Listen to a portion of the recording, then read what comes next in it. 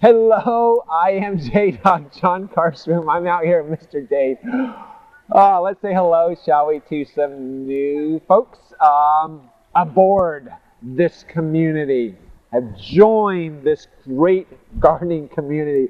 Let's say hello to Lori Nikolai Junke and to Robin Bralier Gonzalez. Hi, guys. And to Erica Rolf Winnerstorfer. Hi, Erica. Loved what you wrote, by the way, on your Facebook page, that quote that you left. And it said, "The trick is in what one emphasizes. We either make ourselves miserable or we make ourselves happy. The amount of the work is the same." I thought that was pretty darn impressive. Would you say, Mr. Dave? It was, yep. Anyway, amazing. Hey, so enjoy the show. Welcome, and I hope it brings something helpful to you.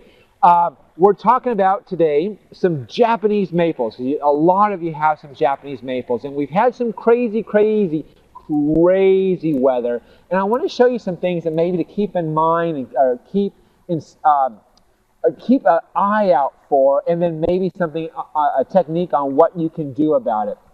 Now, remember earlier in the season? Remember when we had hail and it was a warm day, and then later on in the day we had a bunch of hail, and then it goes back to warmth.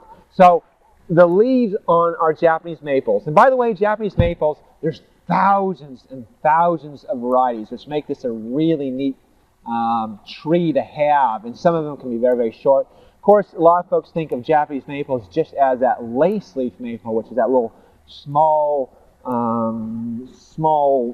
tree that you have in the front.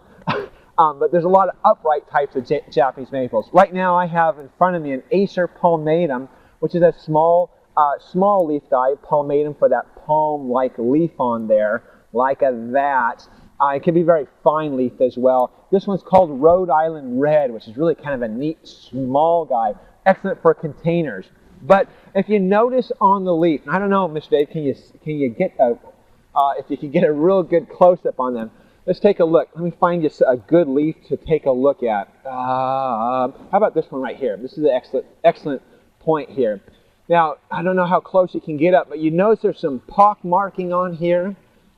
You see that pock marking? Some brown spots on there. What happens is, now this is a nice burgundy leaf. This is from the hailstorms that we got earlier on in the season. So now it's just appearing. Well, it appears pretty quickly, but you certainly see it as the season goes on. So that pock marking is from hailstorms. But there's also another type of damage on this guy, and this is a sun damage. Actually, it's a little bit where it can be caused by two different things.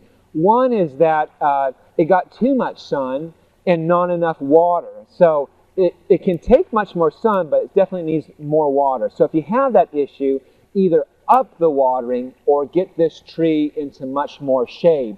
Now, how can I tell that? And so this is what I kind of wanted to show you. So on this particular leaf, you notice how the outside of it, the tips of the leaves are burned first, and then it burns toward the inside of the leaf.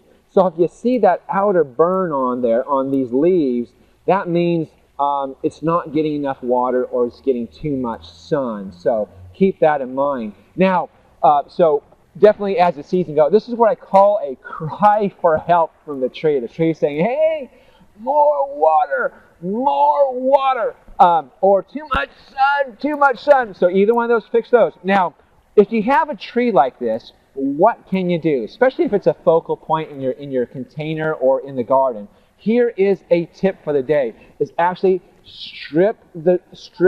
Now this is going to be you go, oh my gosh, what is that guy doing?